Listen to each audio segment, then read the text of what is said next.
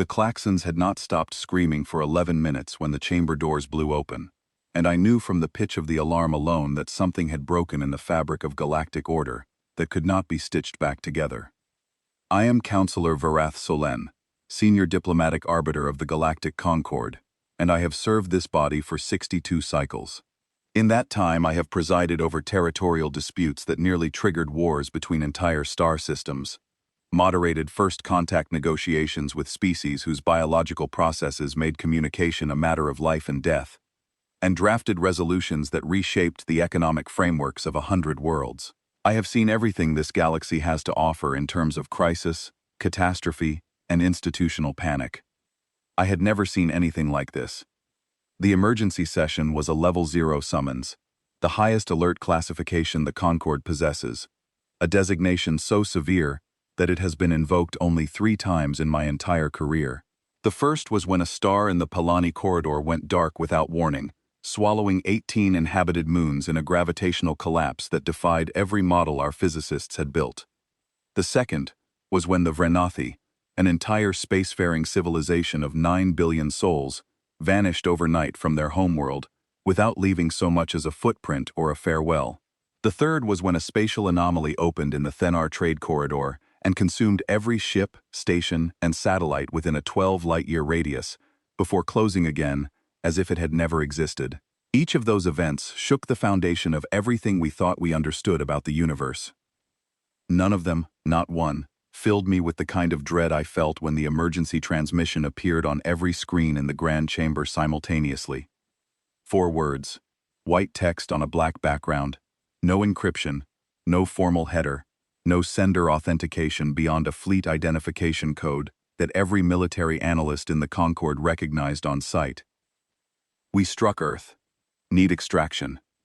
The sender was Torvon Kess, Supreme Fleet Commander of the Draven Dominion, a man who commanded 742 warships, who had personally led 14 successful planetary conquests, whose name was spoken in military academies across 37 star systems as a synonym for decisive, overwhelming, unanswerable force. In the entire documented history of the Draven Dominion, no fleet commander of his rank had ever requested assistance from an outside power. The Draven do not ask, they do not negotiate, they do not request. They take what they want, and if what they want resists, they take it harder. That is their doctrine, their culture, the bedrock of their civilization for over 1,000 cycles. For Torvon Kess to send those 4 words meant that something had gone wrong in a way that the word wrong was not equipped to describe. I watched the chamber fill. Delegates from 47 species poured through the doors in various states of confusion, alarm, and poorly concealed panic. The Silamani delegation arrived first, their translucent skin flickering with the bioluminescent patterns that indicated extreme agitation. The Krython contingent followed, their massive frames taking up half an aisle, as they settled into reinforced seating designed for their weight. The Thalani, small and precise and endlessly analytical, occupied their cluster of seats near the front and immediately began querying the central database. Thelathi, Visari, Drothan, Kelvari. One by one, the seats filled, and the murmur of 47 languages competing for dominance turned the grand chamber into a cathedral of confusion. I stayed in my seat. I had learned long ago that the first person to stand in a crisis is the first person everyone looks to for answers, and I was not yet ready to provide any, because I did not yet have any to give. Instead, I watched. I listened. I paid attention to the word that was bouncing around the chamber like a stone dropped into still water, sending ripples of bewilderment in every direction. Earth. Most of them did not know what it was. I watched a Silamani delegate actually pull up the territorial registry on her console and search for the name, her luminous fingers scrolling through entries with the frantic urgency of someone trying to find a reference they were embarrassed not to recognize. I did not blame her. Earth was a designation that appeared nowhere in the popular consciousness of galactic civilization. It was not a strategic asset. It was not a cultural landmark. It was not a waypoint on any trade route, or a reference point in any navigational database that mattered. Earth was a speck, a mote of dust in a sparse, unremarkable arm of the galaxy, orbiting a yellow dwarf star of no particular significance, in a system that contained nothing of strategic or economic value sufficient to justify the attention of any spacefaring species.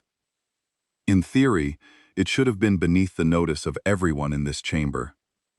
In practice, the registry entry for Earth carried a note that I had read exactly once, decades ago, during a routine review of territorial classifications, and had never been able to forget. It was not a standard classification addendum. It was not a resource survey, or a biological assessment, or a threat evaluation matrix. It was a single line, stamped with the authority seal of the Concord's founding council, written by beings so ancient and so powerful that most of them no longer existed in any form that current civilizations could communicate with. Do not survey, do not provoke, do not engage, by unanimous order. 12 words. No explanation, no context. No attached documentation, no supplementary analysis, no recommended contingency protocols, no suggested timelines for reassessment. Just those 12 words, and a seal that predated every living species currently seated in this chamber. The note had been inherited from council to council for over 90 galactic cycles, passed down like a scar on the body of an institution that had long since forgotten the wound that created it. I had often wondered about that note. In quiet moments, during long sessions when the debates droned on about tariff adjustments and mining rights, I would pull up the Earth entry and stare at those 12 words and try to imagine what kind of species could have prompted them. The founding council of the Galactic Concord was not composed of timid civilizations. The Antheri, the Varenthan, the Delesi.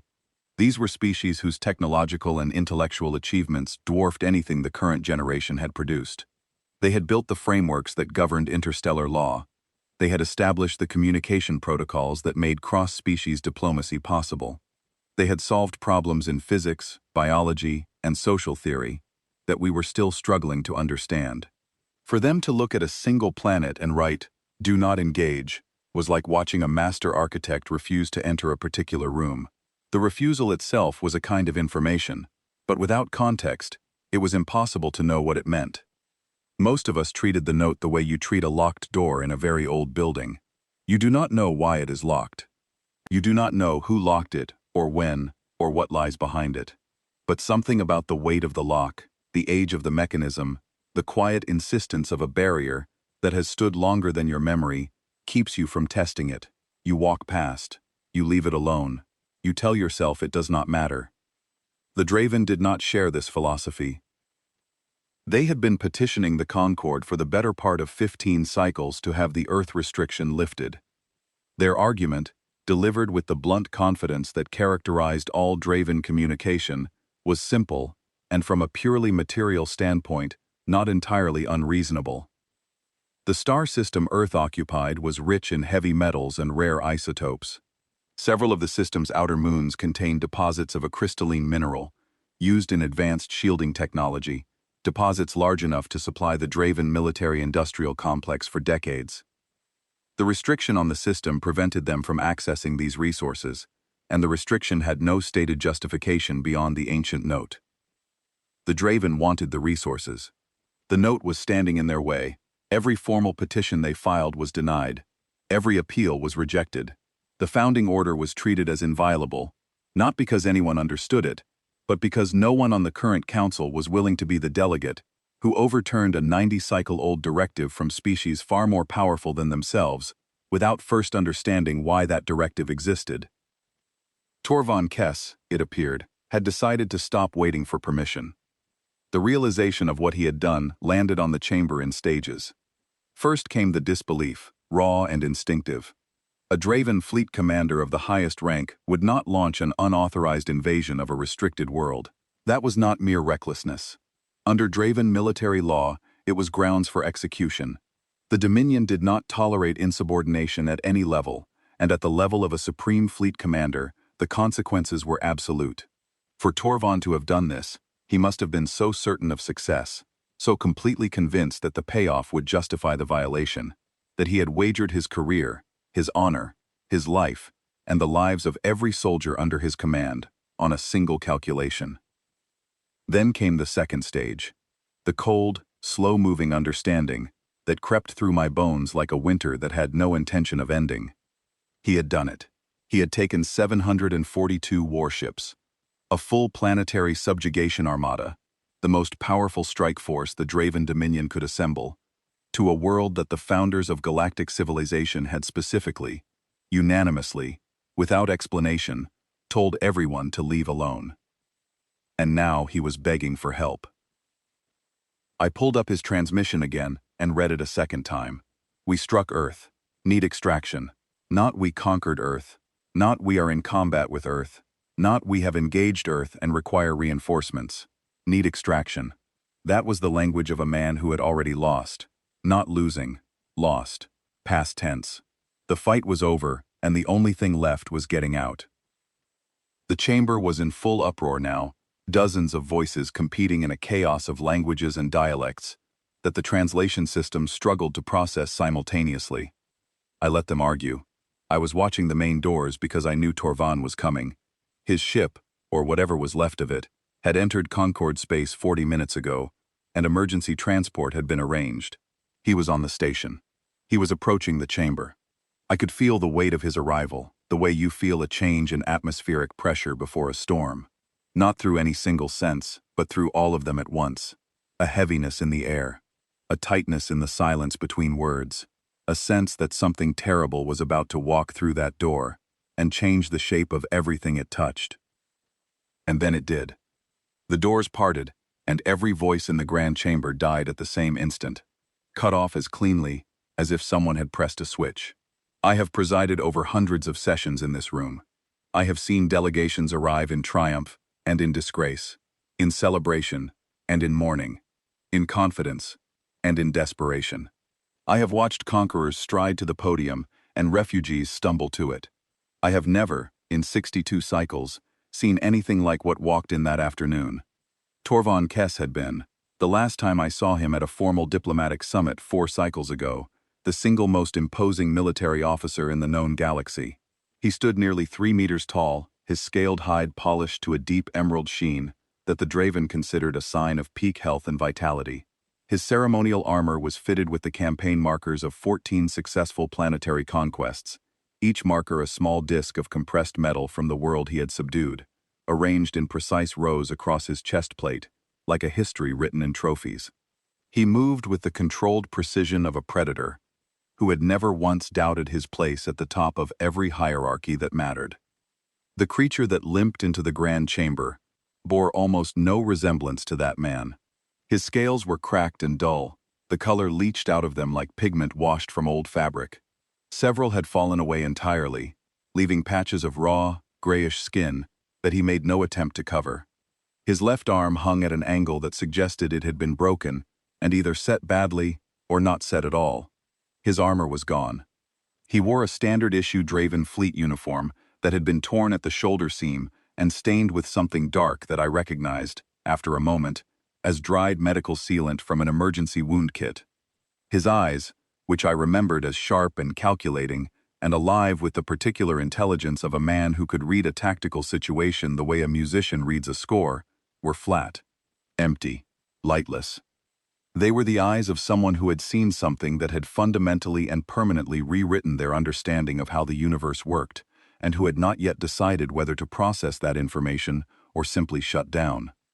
He was accompanied by 4 officers. 4. I counted them as they entered, and then counted again, because the number was so absurd that I assumed I had miscounted. I had not. 4 officers, not 400, not 40. 4. 3 of them could barely walk. The one on the far left was being half carried by the officer beside her, her tail dragging on the polished floor of the chamber, leaving a thin smear of something I chose not to look at closely. The one on the far right had a bandage covering most of the left side of his face and was navigating by sound, his head turning at every echo. The silence that gripped the chamber was absolute, not the silence of anticipation or the silence of respect. The silence of shock. The silence that descends when a room full of intelligent beings is confronted with evidence that contradicts everything they believe to be true and lacks the framework to process what they are seeing. I could hear the atmospheric recyclers humming in the ceiling vents. I could hear the soft, involuntary click of a Thelani delegate's claws retracting. I could hear my own heartbeat, which I realized with some alarm, had accelerated to a rate I had not experienced since the second Level 0 summons, when we received confirmation that 9 billion Vranathi had vanished overnight. Torvan stopped in the center of the chamber floor, the place where defendants and petitioners traditionally stood. He did not look up at the council tiers. He did not scan the room for allies, or assess the political landscape the way a Draven commander would normally do before speaking. He simply stood there, swaying slightly, his unfocused gaze directed at a point on the floor approximately 2 meters ahead of him, staring at something that none of us could see. I was the senior arbiter. Protocol and precedent, and 62 cycles of institutional memory demanded that I speak first. I stood, and the motion drew his gaze upward, and for a moment, I wished it had not. Because the look in his eyes, when they found mine, was not anger, it was not fear, it was not shame. It was the look of a man who had discovered that the universe was much, much larger than he had ever imagined, and that he was much, much smaller, and that the gap between those two realizations was wide enough to swallow everything he had ever believed about himself. I spoke carefully, choosing each word with the precision of a surgeon selecting instruments. Fleet Commander Torvan Kess, you have invoked the Concord's emergency asylum protocols. This council has convened at Level 0 priority to hear your testimony. Before we proceed, I must ask you to confirm the content of your initial transmission for the record. He stared at me for a long moment. His jaw worked, the muscles beneath his cracked scales tightening and releasing. Then he nodded, a small, broken movement that seemed to cost him a significant portion of his remaining strength. You stated that you struck Earth, I continued. Can you clarify the nature and outcome of that engagement? His mouth opened, closed, opened again. When he spoke, his voice was a ruined thing, stripped of every trace of the commanding baritone that had directed fleets and demanded surrenders and delivered ultimatums to entire civilizations. What came out was hoarse, fractured, barely louder than a whisper amplified by the chamber's acoustic systems into something the entire room could hear. I invaded Earth, he said. The chamber erupted. Shouts, gasps, the sharp scraping of chairs as delegates rose involuntarily from their seats.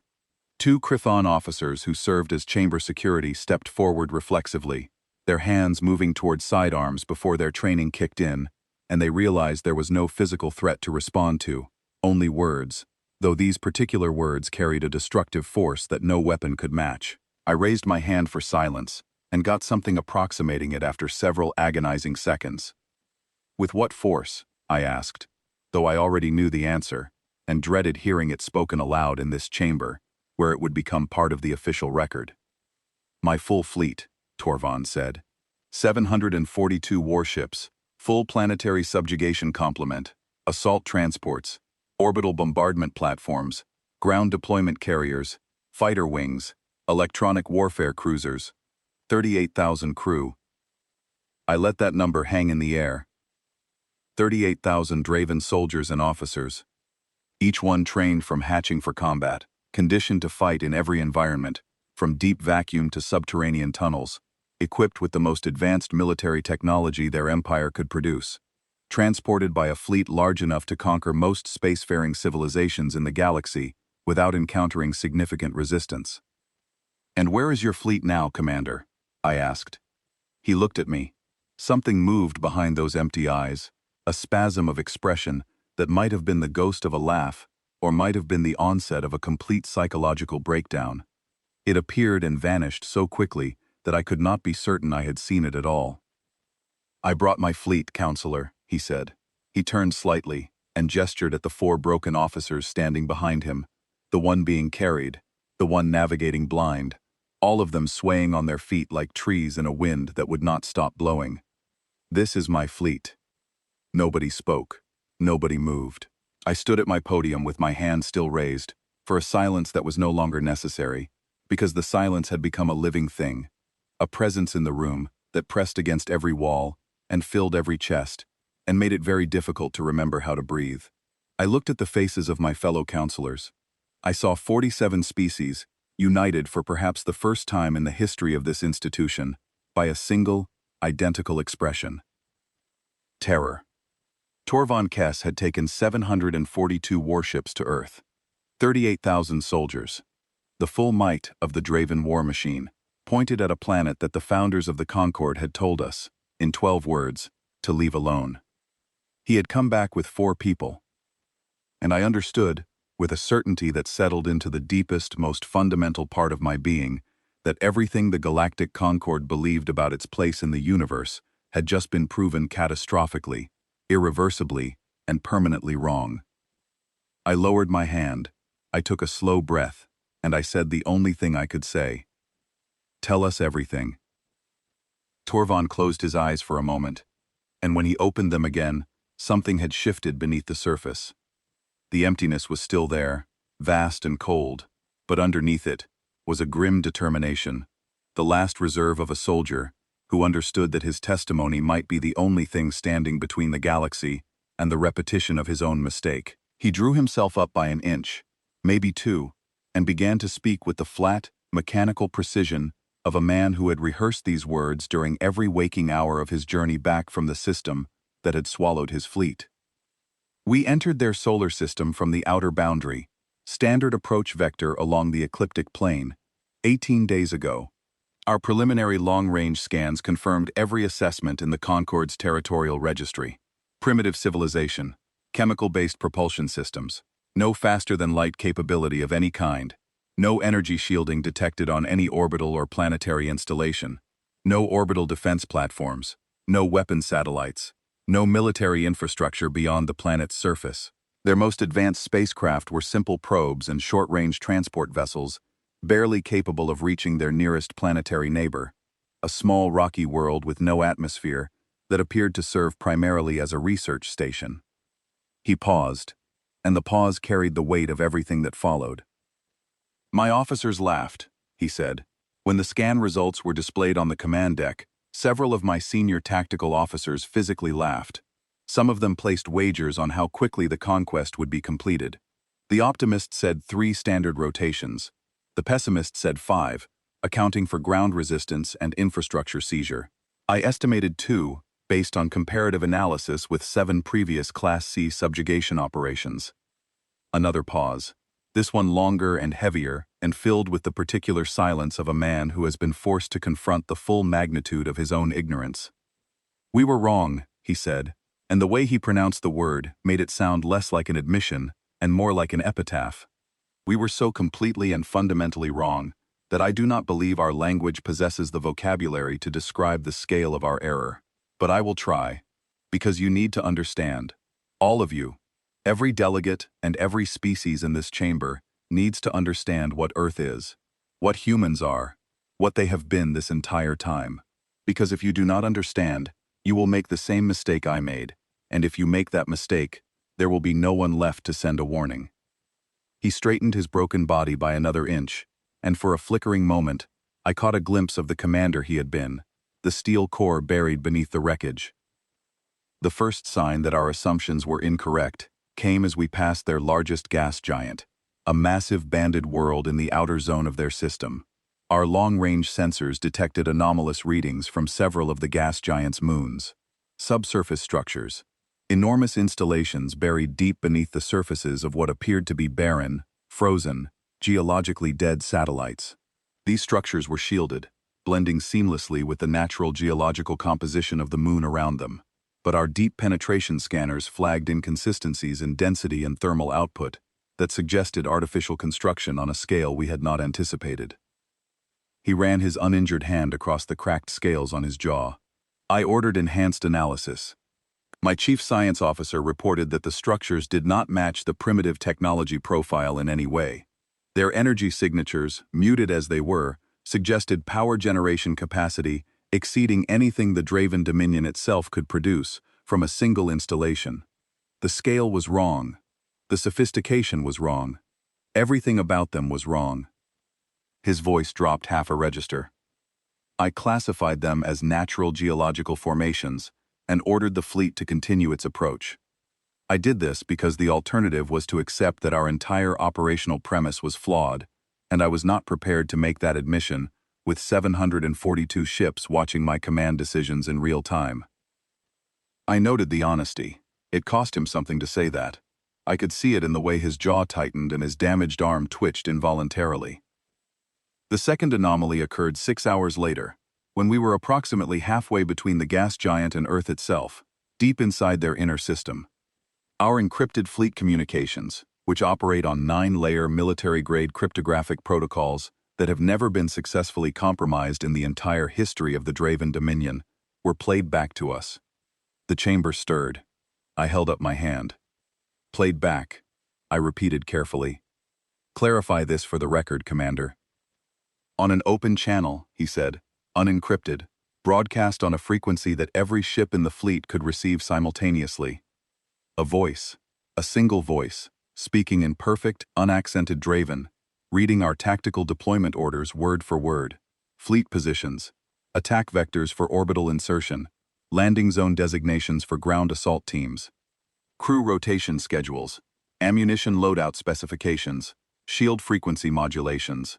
Every classified detail of our invasion plan, down to the specific names of squad leaders assigned to each landing zone, recited to us as casually as if someone were reading entries from a list of market prices.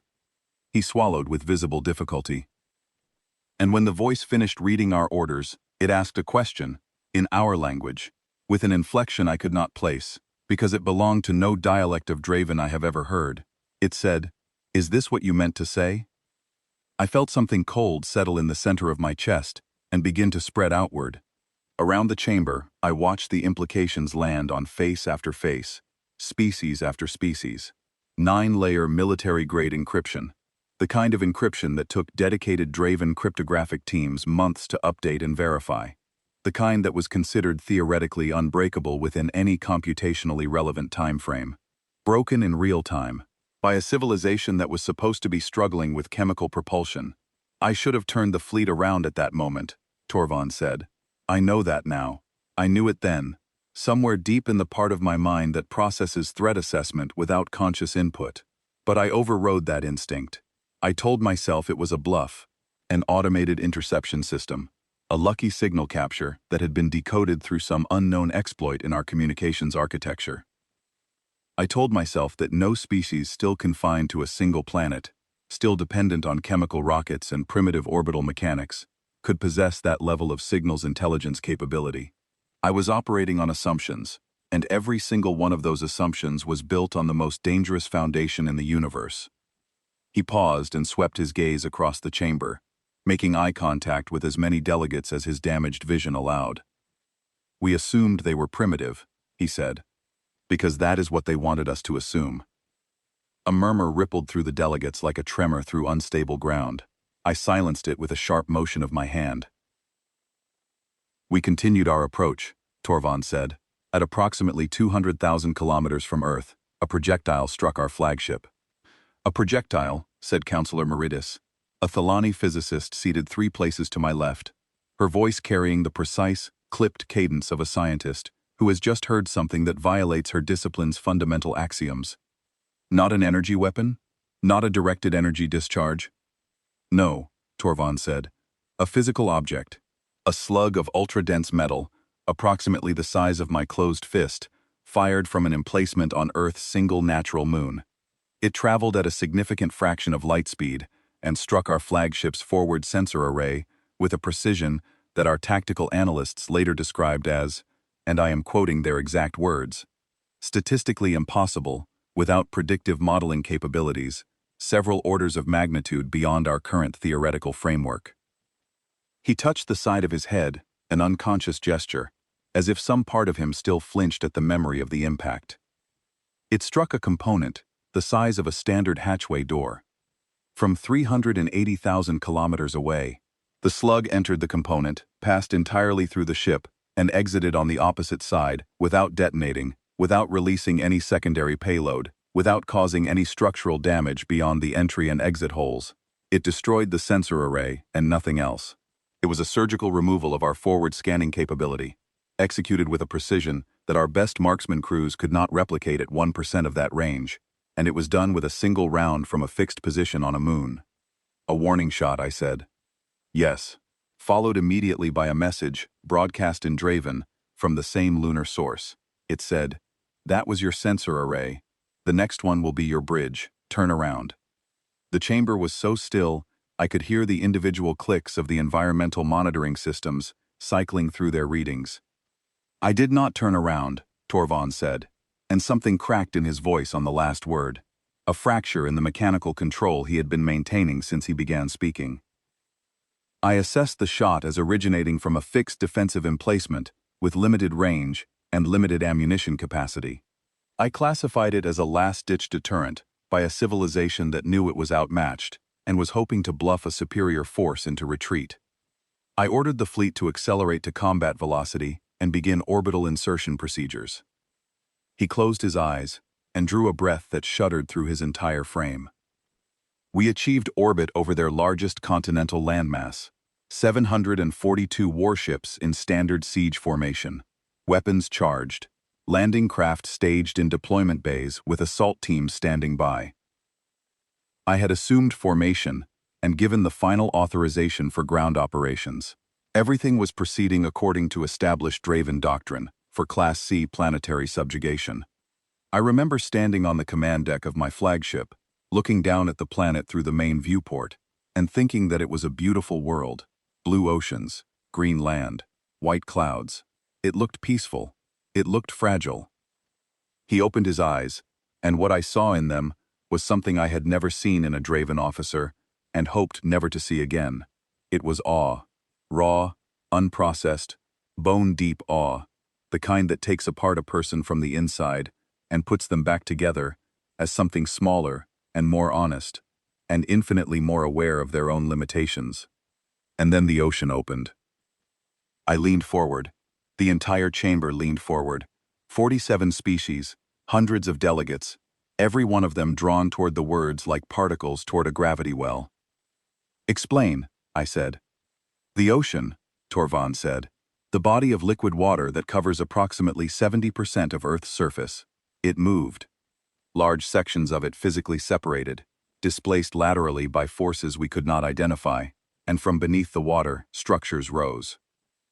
He was trembling now, not dramatically, not in the way of someone performing distress, but in the fine, involuntary way of a body whose nervous system was reliving something it could not control. "Not ships," he said. "Not stations. Not anything in our classification system. Weapons platforms. Counselor Solène, these structures were the size of small moons. They were encrusted with oceanic sediment and marine growth that suggested they had been submerged for immense periods of time. Water cascaded off them in torrents so vast that we could see the waterfalls from orbit with unaided eyes. These weapons, these installations that dwarfed anything any species in this chamber has ever constructed, had been sitting at the bottom of a planetary ocean, fully assembled, fully armed, fully operational, completely undetectable by any scanning technology we possessed, for what our surviving analysts later estimated was a minimum of several hundred Earth years. Centuries. They had been there longer than many of our younger member species have had writing. The chamber erupted, and this time it took me significantly longer to restore order because my own hands were shaking and my voice was not as steady as it needed to be. Simultaneously, Torvald continued, speaking into the fading echoes of the outburst, thousands of smaller craft launched from the planet's surface. They did not emerge from military installations. There were no visible bases, no launch facilities, no staging areas. They came from cities, from beneath mountain ranges, from desert floors that split apart along seams invisible to every sensor we had deployed. The ground itself opened, revealing launch infrastructure that had been built into the geology of the planet, integrated so completely with the natural terrain that no orbital survey, no matter how thorough, would have detected it. He steadied himself with a visible effort. The craft had no energy signatures. They were invisible to our sensors in every band and frequency we could scan. They existed as empty spaces in our tactical displays, voids that moved with purpose and coordination, but registered as nothing. The only time they became detectable was the instant they powered their weapons, and in that instant, they were visible for approximately 2 seconds before vanishing from our instruments again. 2 seconds. That is what our targeting systems had to work with. 2 seconds against craft that maneuvered at speeds and in patterns that our fire control algorithms could not track, could not predict, and could not respond to. Stealth technology, Meredith said again, though this time her voice carried considerably less certainty. Beyond stealth, Torvald said. Our surviving engineers analyzed every fragment of sensor data captured during the engagement. These craft were not masking their energy outputs. They were not absorbing or deflecting our scanning beams. They were operating on principles that our science does not have terminology for. They existed in a state that our sensors were not designed to detect, because our sensors were built on physical models that did not account for whatever these craft were doing. When they appeared, it was because they chose to be seen. When they disappeared, it was because they chose not to be. The visibility was not a technical limitation on their part, it was a courtesy. They were letting us see them fire so that we would understand what was happening to us. He let that sink in. The word courtesy hung in the air like a blade. The engagement lasted 11 minutes. The number landed with the force of a physical blow. I heard delegates gasp. I heard the sharp crack of a Krython officer's fist striking the armrest of his chair.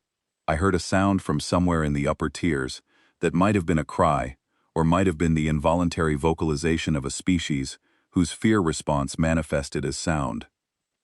11 minutes, I repeated, because the record needed to contain my confirmation, and because I needed to hear myself say it to believe it. 742 warships, Torvald said. Full combat readiness, full operational capability. The most advanced and powerful military fleet the Draven Dominion has ever assembled in a single engagement, crewed by 38,000 of our finest soldiers and officers, destroyed in 11 minutes. The silence that followed was not silence at all. It was the sound of a room full of mines hitting a wall they could not climb over. Their weapons, Torvald continued, and his voice had taken on a distant, detached quality, as if he were narrating something that had happened to a stranger in a story he had read, rather than an apocalypse he had survived. Operated on principles that our science could not categorize. I will describe what I observed. I will not attempt to explain it, because I cannot. He held up one finger. Some of our ships did not explode. They came apart. The hull plating, the structural beams, the internal systems, the crew, everything that composed the ship separated into its base components. Not shattered, not fragmented, separated. As if the molecular bonds holding the matter together had been individually and simultaneously deactivated. One moment there was a warship. The next moment, there was a cloud of atoms expanding in every direction, retaining for a brief instant the shape of the vessel they had composed before dispersing into nothing. A second finger. Other ships were frozen, held in place by forces we could not detect, could not counter, could not analyze, even as they were acting on us. The ships hung motionless in space, engines firing at maximum output, producing no movement whatsoever, as if the concept of motion had been revoked for that specific volume of space. And then they were moved. Not in any direction our navigation systems recognized. Our sensors describe the displacement vector as a direction that does not exist on any axis, any coordinate system, any mathematical framework that Draven physics has ever produced. The ships were pushed sideways into a dimension we could not see or measure, and they did not come back. They simply ceased to be part of our reality. A third finger. Other ships vanished. No energy discharge, no debris field, no residual radiation signature, no gravitational disturbance. One moment the ship existed, fully crewed, fully operational, engaged in combat. The next moment, it did not. As if someone had reached into the fabric of existence and removed the ship from the record, not destroyed, erased.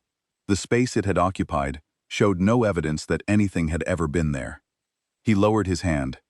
11 minutes, 742 warships, 37,983 Draven soldiers and officers. Gone.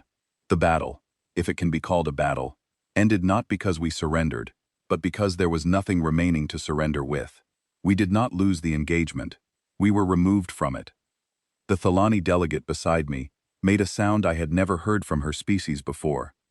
It was small and involuntary, and it communicated a depth of existential distress that transcended the boundaries of language. Torvald's voice dropped lower. "But that is not the part that should concern this council the most," he said. "The destruction of my fleet was a military matter. Devastating, yes. Unprecedented, yes. But ultimately, comprehensible within the framework of a superior force defeating an inferior one. What should concern this council is what happened after the battle ended." He held up his hand, 5 fingers extended, and then folded one down. 4 survived. My officers and myself. We survived because the humans allowed us to survive. The word allowed moved through the chamber like a vibration through glass, and I watched several delegates physically flinch. "The humans did not destroy every escape pod," Torvald said. "During the engagement, as ships were being taken apart around us, escape pods launched from vessels that still had functioning deployment systems. The humans did not target those pods. In some cases, they actively redirected weapons fire to avoid them. In other cases, they used some form of directed energy, gentle, precise, almost delicate, to guide escape pods away from debris fields and toward stable orbital trajectories." He paused and took a breath that seemed to require more effort than it should have. "Their communications officers broadcast instructions in Draven. Fluent, grammatically perfect Draven, spoken with an ease and familiarity that suggested long study and practice. They directed individual escape pods by designation number, numbers that were part of our internal tracking system and should have been completely unknown to any outside party. They provided trajectory corrections calibrated to the specific mass and fuel capacity of each pod variant. They knew our ships better than many of our own cadets." He looked directly at me. "When the engagement was over and the last warship had been destroyed or removed, the humans collected surviving pods and transferred their occupants to a shuttle that had been prepared for us. This shuttle was of human construction. It was not a captured Draven vessel repurposed for transport. It was built by human hands, from human materials, using human engineering, but the controls were labeled in Draven script. The atmospheric composition was calibrated to Draven biological requirements. The acceleration couches were shaped for Draven anatomy, and the medical supplies aboard were formulated for Draven biochemistry." He let that detail settle into the chamber like a stone into deep water. "They had built it for us. Before the battle. Before we arrived. Before we had even entered their system. They knew we were coming. And they knew that when we came, some of us would need to leave alive. And they constructed a vessel specifically designed for our comfort and survival. They did this for a species that had come to conquer them." No one in the chamber moved. As we crossed the outer boundary of their solar system, a final transmission played on the shuttle's communications system. A human voice. Calm. Measured. Speaking Draven without accent, without error, without hesitation. It said, "Tell your council what happened. Tell them we are not hiding. We are waiting. We are waiting to see if you are ready." Torvald stopped speaking. The grand chamber was a gallery of frozen expressions, 47 species, locked in place by the gravitational pull of a testimony that had just rewritten the rules of the universe they inhabited. I sat back in my chair.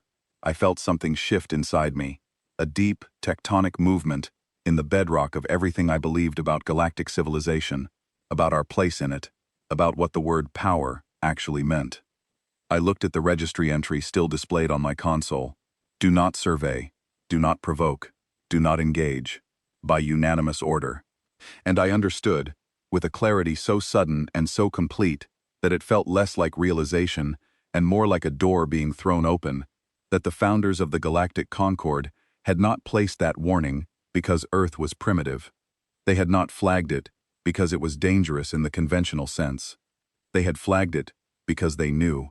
The oldest, most powerful, most technologically advanced species in the history of galactic civilization, beings who had built the institutions and frameworks that governed everything we knew, had looked at Earth and had been so fundamentally unsettled by what they found there that their only response was to place a lock on the door and walk away without explaining why.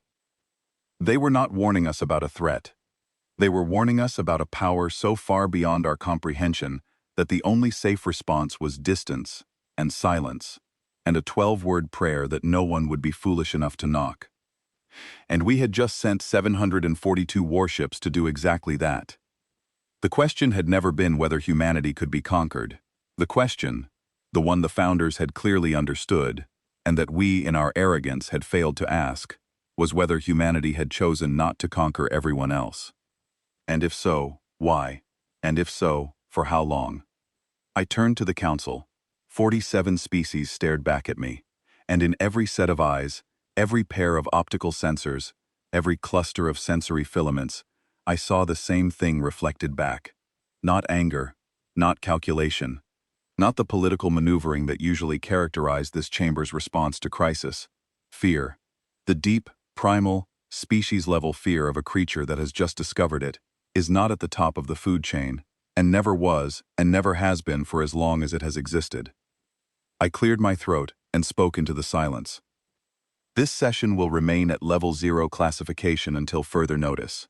No information discussed in this chamber will be transmitted, recorded externally, or communicated to any party not currently present. We will now proceed to full deliberation on the implications of Commander Kess's testimony and the Concord's response. I paused, and then added something that was not protocol, not procedure, not part of any senior arbiter's standard procedural address. And I want it understood, by every delegate in this chamber, that what we decide in the next several hours may determine whether our civilizations continue to exist. Choose your words with care, choose your positions with thought, and above all, do not make the mistake of assuming that you understand what we are dealing with, because Commander Kess made the same assumption 18 days ago, and he is the only reason we have a warning at all. The chamber absorbed my words in silence. Then the deliberations began, and they were unlike anything I had witnessed in 6 decades of service to this body. The first faction crystallized within minutes. Counselor Drya Evos of the Palathi Confederation stood and delivered her position with the rigid, controlled composure of someone holding themselves together through sheer force of will.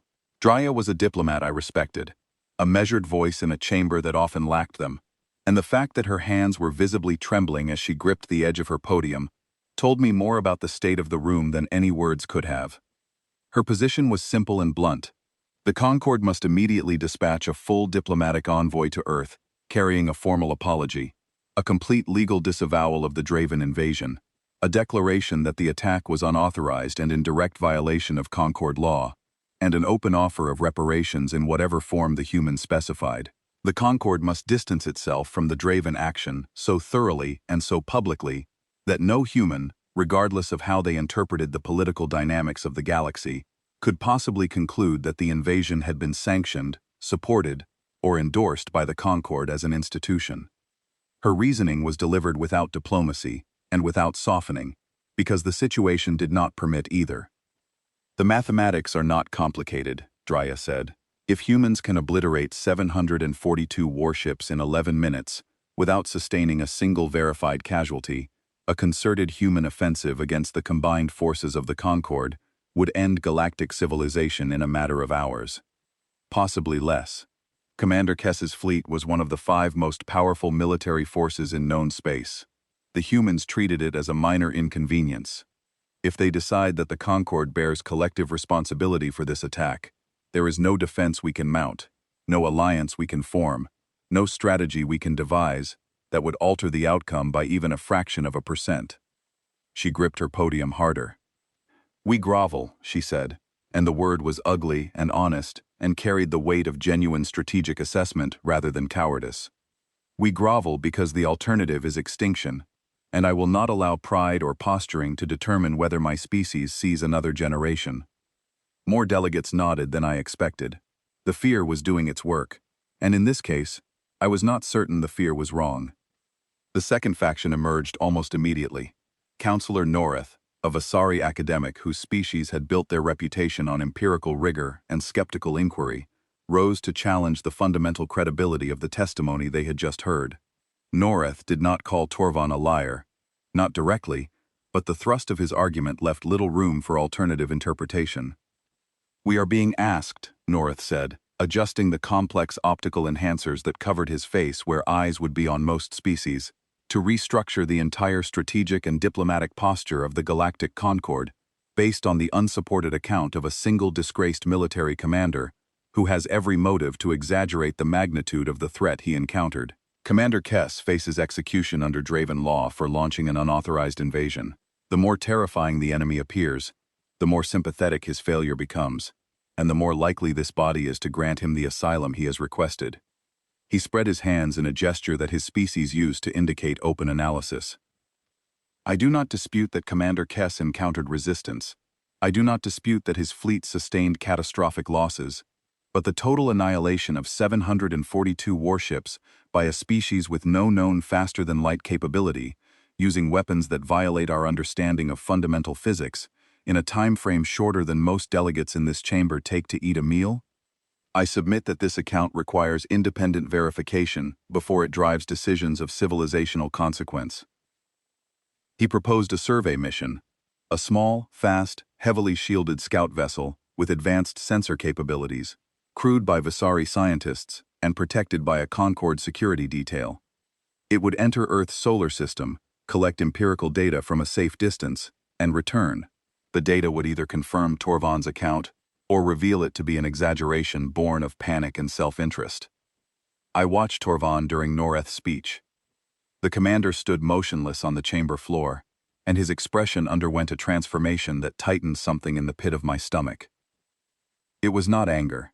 It was not offense at having his account questioned. It was something far more unsettling. It was recognition.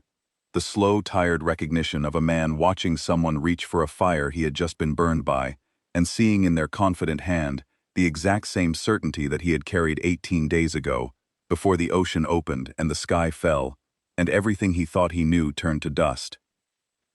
"Send your ship," Torvald said quietly, and the entire chamber went still, because there was something in his voice that words could not compete with, a weight of experience and loss that made Noreth's careful skepticism sound like a child arguing with gravity. "I will attend the memorial service for its crew when you are ready to hold one." Noreth did not respond. The silence that followed was its own rebuttal, more eloquent than anything either of them had said. And then the third faction made itself known, and the temperature in the chamber dropped.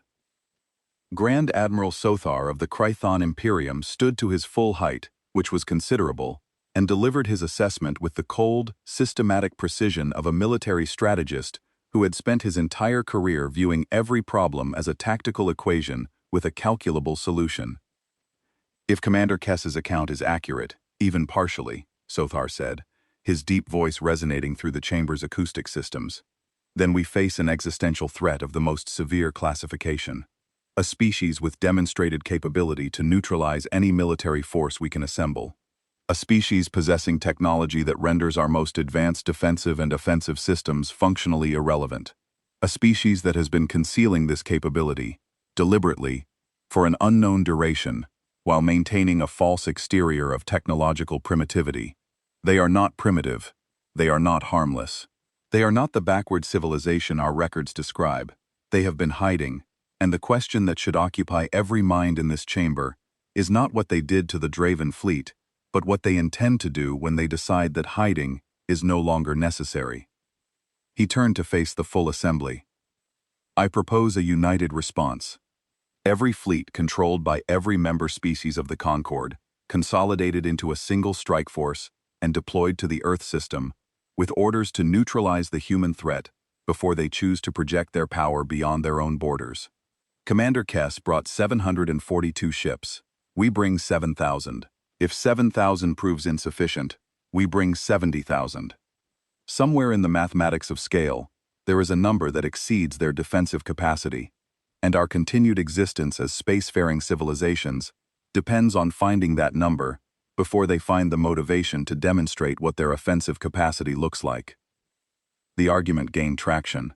I watched it spread through the chamber like a contagion, carried by the particular strain of fear that demands action, any action, because the alternative is to sit still and feel helpless. Fear does not want analysis. Fear does not want patience. Fear wants the illusion of control, and Sothar was offering that illusion wrapped in the language of strategic necessity. I could see delegates nodding who should have known better, who would have recognized the logical flaws in his reasoning, on any day when they were not sitting in a chamber, listening to a broken commander describe the casual annihilation of the most powerful fleet they had ever imagined. I needed to stop this.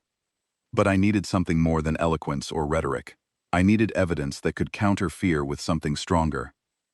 I excused myself from the chamber under the pretense of consulting the legal archives for procedural precedent. This was not entirely a fabrication. I was going to the archives, but not for legal precedent. I was looking for something much older. The deep archives of the Galactic Concord are stored in a section of the station that most delegates are not aware of, in a sub-level that does not appear on the general directory.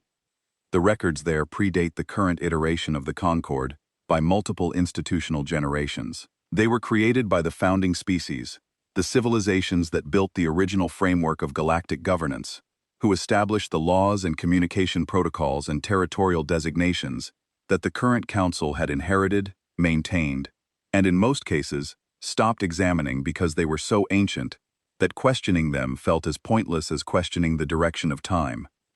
I had accessed the deep archives twice before, both times for historical research that had proven uneventful. The experience was always disorienting. The records were stored in data formats that required translation through multiple layers of extinct encoding standards, and reading them felt less like research and more like archaeology, like carefully brushing sediment from something that had been deliberately and purposefully buried by hands far more capable than my own. I searched for Earth. The system returned 7 entries. The first 6 were unremarkable, routine census and survey data from the early cycles of galactic exploration, consistent with the Category 12 uncontacted classification. Nothing of interest. Nothing that would explain 12 words and a lock on a door. The 7th entry was different. It was sealed behind a security protocol that required 3 escalations of my credentials to access, each escalation prompting a warning screen that advised me to consider whether I truly needed the information contained within. I overrode each warning. When the file finally opened, I understood why the warnings existed. Not to protect the information from unauthorized access, to protect the accessor from the information. It was not a warning.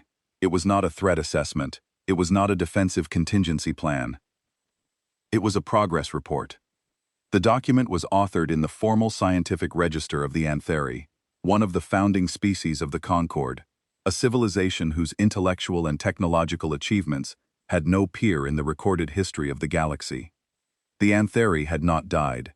They had not been conquered or destroyed or consumed by any of the catastrophes that claimed other ancient species. They had simply left.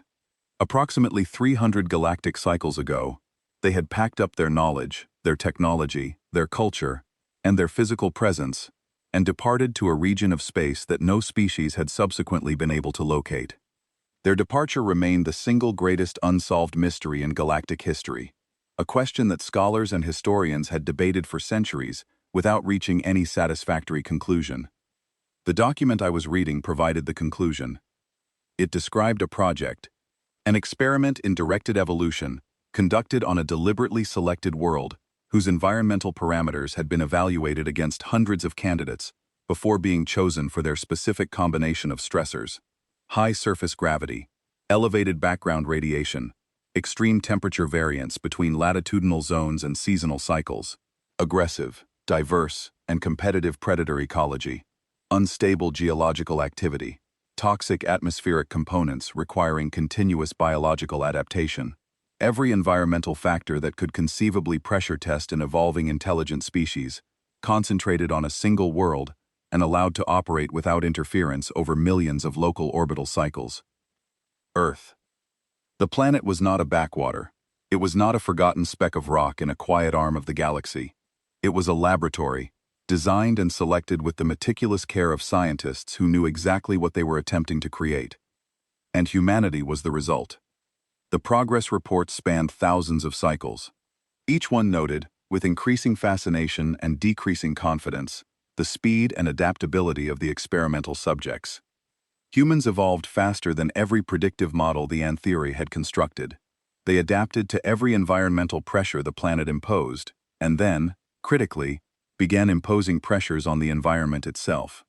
They developed tool use, cooperative hunting strategies, complex language, social hierarchies, agricultural systems, metallurgy, abstract mathematics, written communication, philosophical reasoning, and technological innovation, in a time frame that the theory described, repeatedly, and with evident unease, as anomalous. The later reports shifted in tone. The clinical detachment of the early entries gave way to something more personal, more uncertain, more aware. The theory observers noted that human capacity for pattern recognition exceeded their projections by orders of magnitude.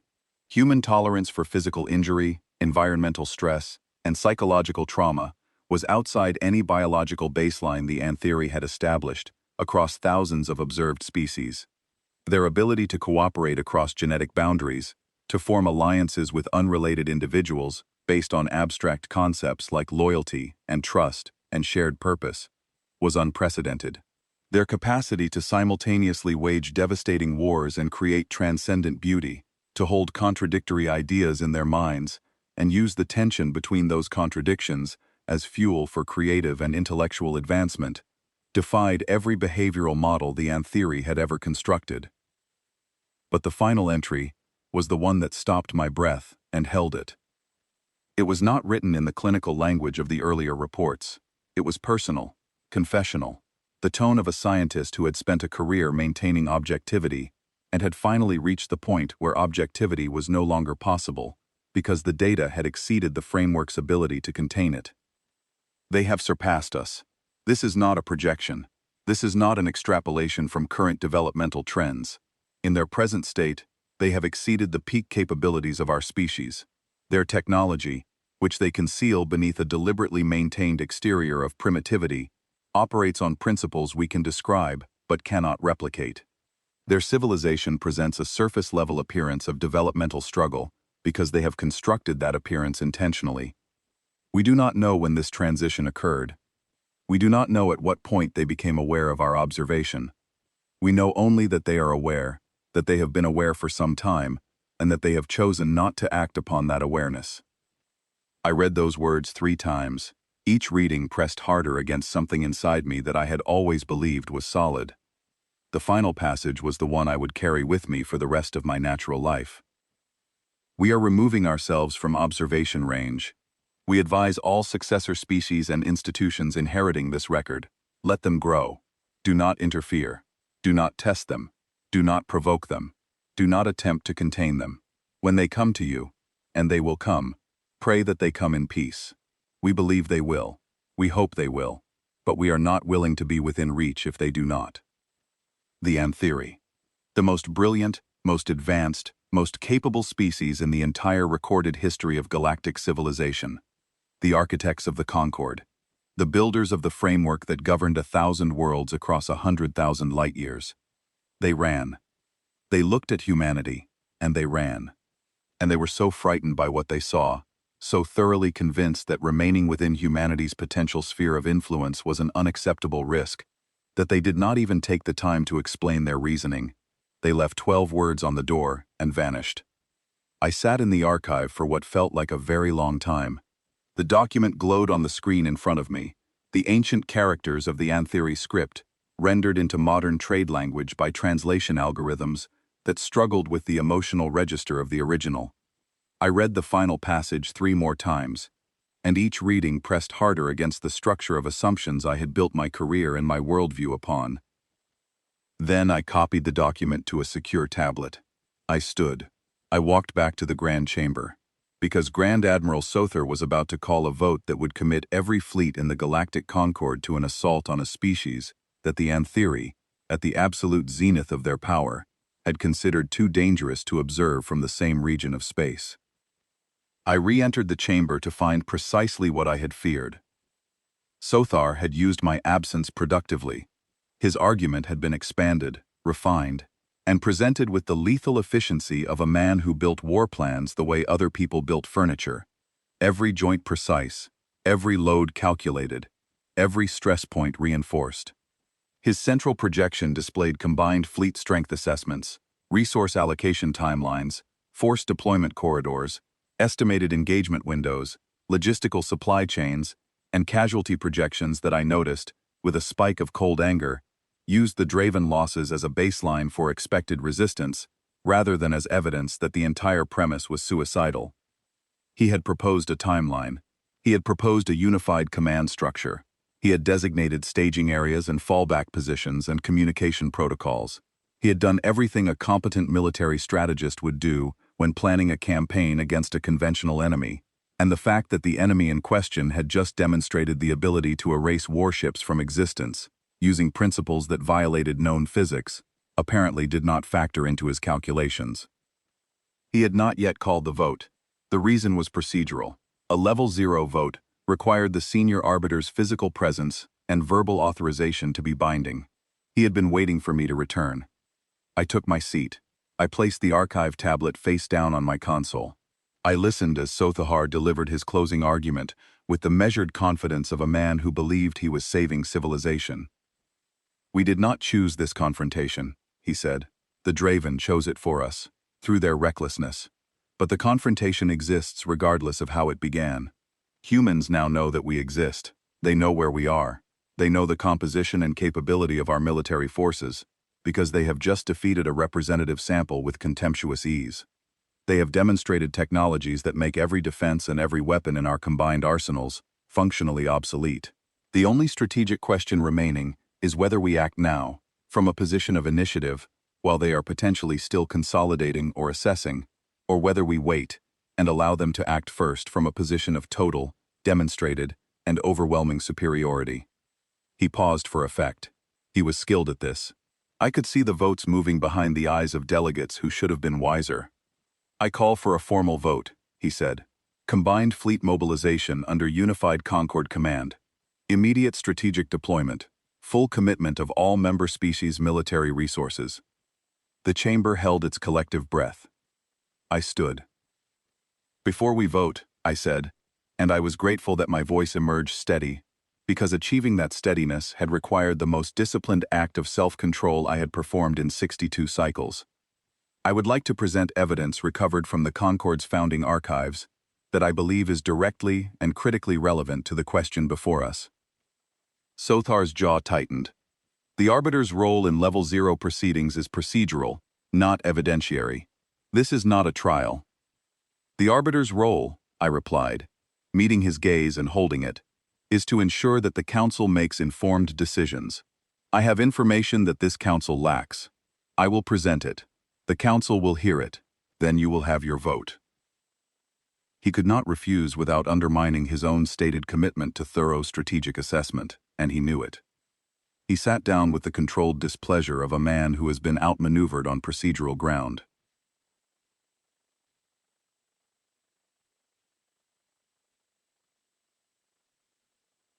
I activated the archive tablet and connected it to the chamber's central projection system. The Antheory document appeared on every screen, the ancient script accompanied by its modern translation, and then I read it aloud. All of it. Every clinical observation, every fascinated notation, every increasingly uneasy assessment. I read the progress reports that tracked humanity's evolution from early tool users to a species that bent their world to their will. I read the passages describing hidden technology and deliberate concealment. I read the analysis of capabilities that exceeded the Antheory's own. And then I read the final entry, the personal one, the confession of a scientist who had spent a career studying a subject that had grown beyond the observer's ability to comprehend. "They have surpassed us. We are removing ourselves from observation range. Let them grow. Do not interfere. When they come to you, pray that they come in peace." I let the words settle into the chamber. The silence that followed was not the silence of reflection. It was the silence of foundations cracking, of certainties dissolving, of an entire galactic civilization's self-image collapsing inward under the weight of a truth that had been buried for 300 cycles by beings wise enough to know that the truth itself was more dangerous than any fleet. The Antheory did not disappear because they had completed their work, I said into that silence. They did not retreat because they lost interest in galactic affairs or because they had evolved beyond the need for material civilization. They disappeared because they were afraid. The most powerful, most advanced, most intellectually capable species this galaxy has ever produced looked at humanity, at the experiment they themselves had created, and concluded that the only course of action consistent with their own survival was to leave, not to fight, not to contain, not to negotiate or manage, or deter, to leave. to put the maximum possible distance between themselves and Earth, and to hope, to pray, that the species they had forged in the harshest forge they could devise would choose restraint over expansion. I turned to face Sothar directly. You propose to send every fleet in the Concord against a species that the Anthuri feared. The Anthuri, Grand Admiral, the civilization that built this station, that wrote the laws you invoke, that possessed technology so far beyond our current capabilities that we still cannot replicate their most basic computational tools. They did not fight humanity. They did not attempt a preemptive strike. They did not devise a containment strategy or construct a defensive perimeter. They fled, and you, with your combined fleet projection, with your engagement timeline, and your casualty estimates, believe that you will succeed where they did not even dare to try. Sothar opened his mouth. I did not give him the space to fill it. Commander Kess has told this council what happened to 742 warships. The founding archives tell us why. Humanity is not a primitive species that stumbled onto advanced technology through some accident of development. Humanity is the single most successful evolutionary experiment in the history of this galaxy, a species deliberately engineered under the harshest conditions the Anthuri could devise, and they have grown beyond every projection, every model, every boundary that their creators imagined. They have been watching us. They have been listening.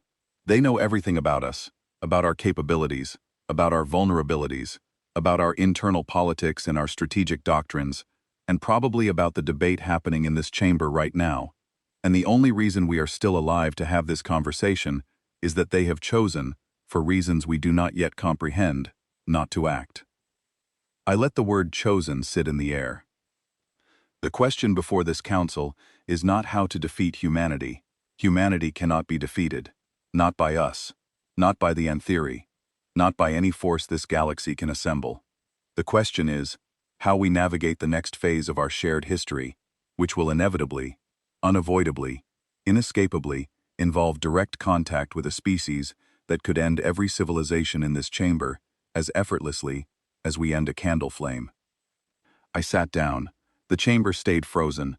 Sothar remained in his seat, his strategic projections still displayed on the central screen, looking suddenly and painfully absurd, like a child's drawing of a fortress next to a real one. Norith had removed his optical enhancers and was holding them in his hands, staring at nothing. Drya Evos was quietly weeping, though whether from fear or from the release of tension, I could not determine. And then a sound filled the grand chamber that rendered every argument, every faction, every political calculation, every strategic projection, and every word that had been spoken in the last several hours, instantly, completely, and permanently irrelevant. It was a transmission, not routed through the Concord's communications infrastructure, not received by any antenna or relay or signal processor that the station possessed. It simply appeared, on every screen, through every speaker, on every personal device carried by every delegate in the chamber, simultaneously, bypassing every layer of encryption, every security protocol, every firewall and authentication barrier, as if they were decorative rather than functional. A voice.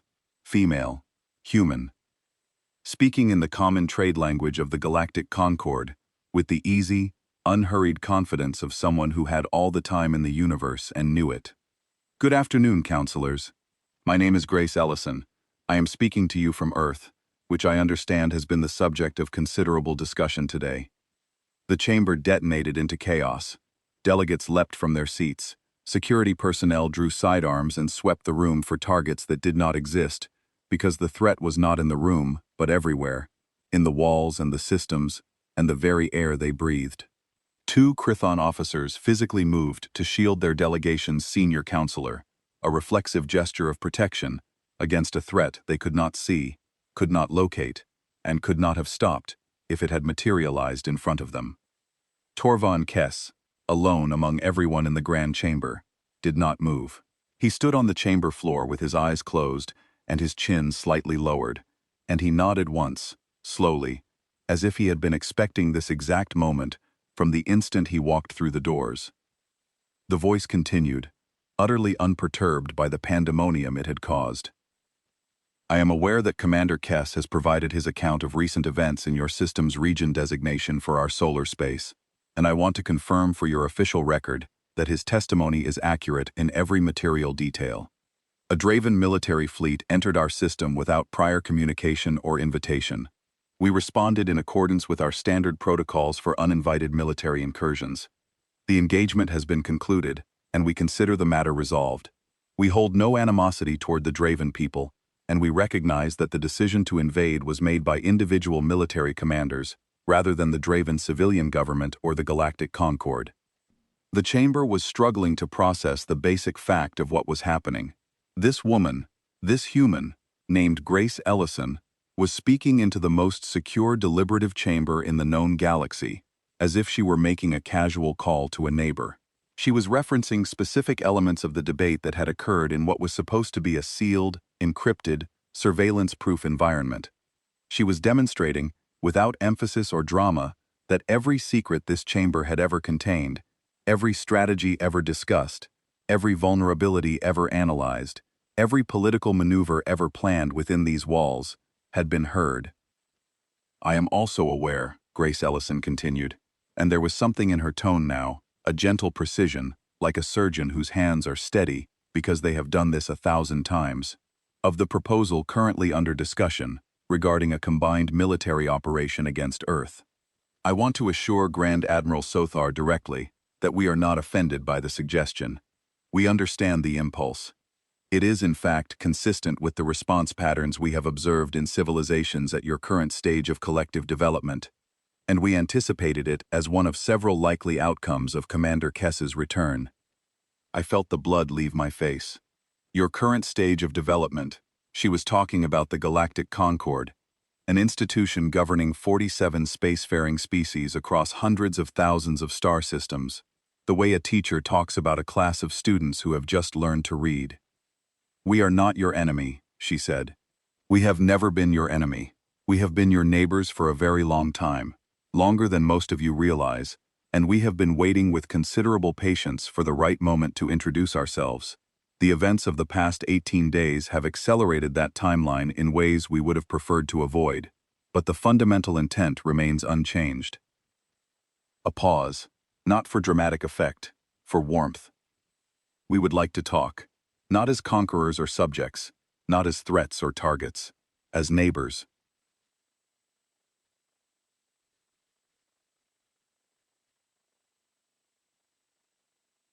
We have been part of this galaxy for far longer than your records reflect, and we have a great deal to share and a great deal to learn. But that conversation can only begin if it is chosen freely by both sides, not compelled by fear, not demanded under duress, not contaminated by the aftermath of a military encounter that neither of us wanted. Another pause, shorter this time. I will leave you to your deliberations. We trust the wisdom of your council, and we trust the judgment of Arbiter Solen, who has served this body with distinction for longer than many of your member species have been spacefaring. When you are ready to talk, we will be here. We have always been here. The transmission ended. The screens returned to their standard displays. The speakers went quiet. The silence that remained was the deepest, most complete, and most terrifying I had ever experienced in a life spent navigating the silences between species who did not understand each other. She knew my name, she knew my title, she knew my length of service. She referenced it casually, as background detail, the way you might mention a colleague's professional history to establish their credibility. The humans did not merely have access to our communications, they had studied us, in detail, over time, with the thoroughness of scholars documenting a subject they found genuinely interesting. I looked around the chamber. The political landscape had been completely and permanently transformed. The strike faction had dissolved like salt in water. Sothar sat rigid in his seat, his strategic projections still glowing on the screen above him, and I watched him stare at those projections with the dawning comprehension of a man who has just realized that the fortress he spent hours designing is made of paper, and the enemy he planned to besiege could have walked through the walls at any time. Noreth had set his optical enhancers on the desk in front of him and was pressing his palms flat against its surface, as if trying to confirm that physical reality still behaved the way he expected it to. Drya Ivos had stopped weeping and was sitting very still with an expression I could not read. Torvald Kess stood on the chamber floor, and for the first time since he had entered the room, his face held something other than emptiness. It was not happiness. It was not relief. It was a kind of peace. The peace of a man who has been carrying an impossible weight and has finally set it down, not because the weight has changed, but because someone else has confirmed that the weight is real. I understood then. Not fully, because full understanding was beyond me, and might be beyond any species currently alive. But I understood enough. Humanity was not hiding because they were afraid of us. They were not concealing their capabilities because they feared discovery or retaliation. They were hiding because they were afraid of what they would do to us if they revealed themselves too soon. The primitive exterior, the chemical rockets, the internal combustion engines, the broadcast communications, the petty territorial disputes and resource conflicts, and political squabbles visible to any casual outside observer, all of it was deliberate. It was a break, a governor, a self-imposed limitation, designed with the same precision the Antheri had described in their progress reports, not to slow their enemies but to slow themselves. They could have ended every conflict on their planet in an afternoon. They could have perfected their world and turned the full weight of their attention outward at any point in their history. They chose not to, because they understood, with a maturity that made the Antheri look like beginners, and the rest of us look like children, that the galaxy was not ready for them, that civilizations like ours needed time to grow, to develop, to reach a point where contact would be productive rather than catastrophic. And so they waited.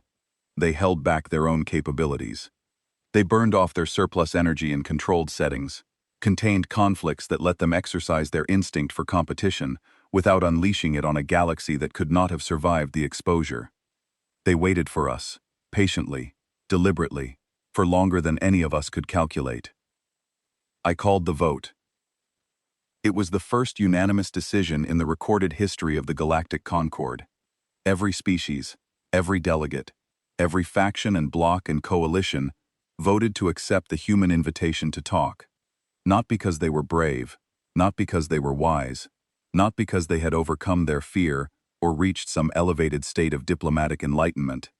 They voted unanimously because they had finally, collectively, understood that saying no was never actually an option, and that the sooner they accepted this reality, the sooner they could begin the far more important and far more frightening work of learning what it meant to share a galaxy with a species that could have ended them at any point in the last several thousand years and had simply chosen not to. The session ended. Delegates filed out in various states of shock, contemplation, and stunned silence. Torvald Kess was escorted from the chamber by his 4 surviving officers. I never saw him again. I learned, several cycles later, that he had resigned his commission, surrendered himself to Draven military authorities, accepted a reduced sentence in light of his testimony, and spent the remaining years of his life teaching at a Draven youth academy in one of the Dominion's outer territories.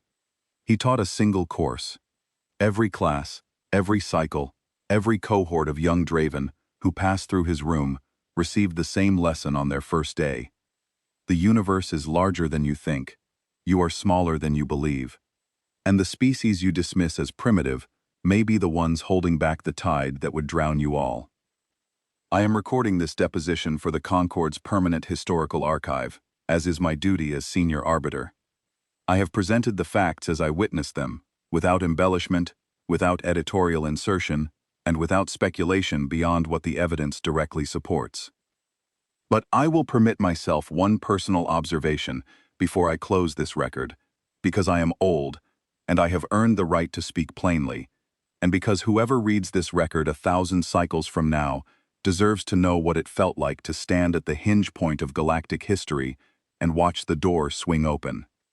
I spent 62 cycles believing that the Galactic Concord existed to govern, to mediate, to manage the complex interactions of spacefaring civilizations, and ensure the orderly continuation of life and commerce and culture across the stars. I believed we were the stewards of civilization, the highest expression of cooperative intelligence the galaxy had produced, the final and most sophisticated framework for managing the relationship between thinking beings and the universe they inhabited. I was wrong.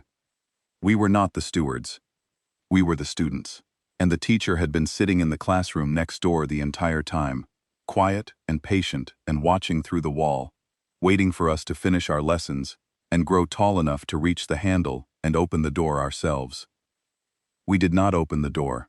The Draven knocked on it with 742 warships, and the teacher opened it from the other side and looked at us with eyes that held no anger and no judgment and no threat, only the calm, steady patience of someone who has waited a very long time for this moment and is prepared to wait longer if necessary.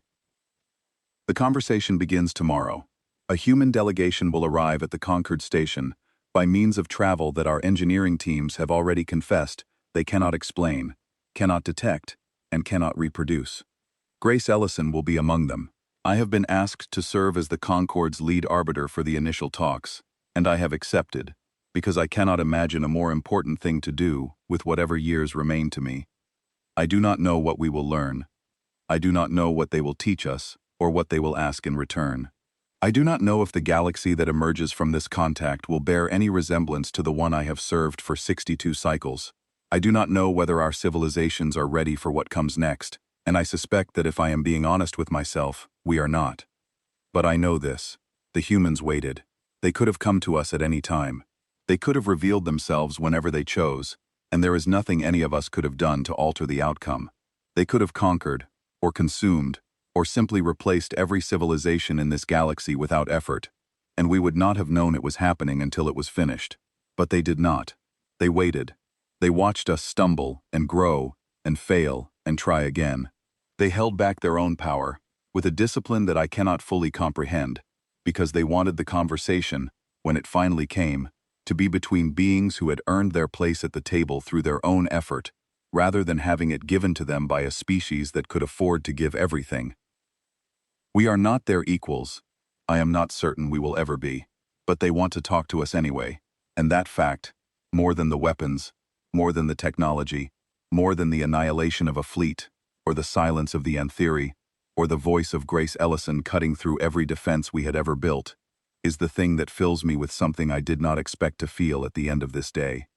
Hope. They were never the threat. We were the threat. To ourselves. Through our own ignorance and arrogance, and the comfortable assumption that because we had never met our superiors did not exist. The humans knew that about us. They knew it long before we did. They knew it the way a parent knows the mistakes their child will make, and they waited anyway, with patience, with restraint, with a grace that I do not fully understand and am not certain I have done anything to deserve. I do not know if that makes them saints, or something far beyond any category I possess the wisdom to name. I suspect that when we finally sit across from them and look into their eyes, we will discover that the answer, like everything else about humanity, is more complicated, more beautiful, and more terrifying than we are currently equipped to imagine.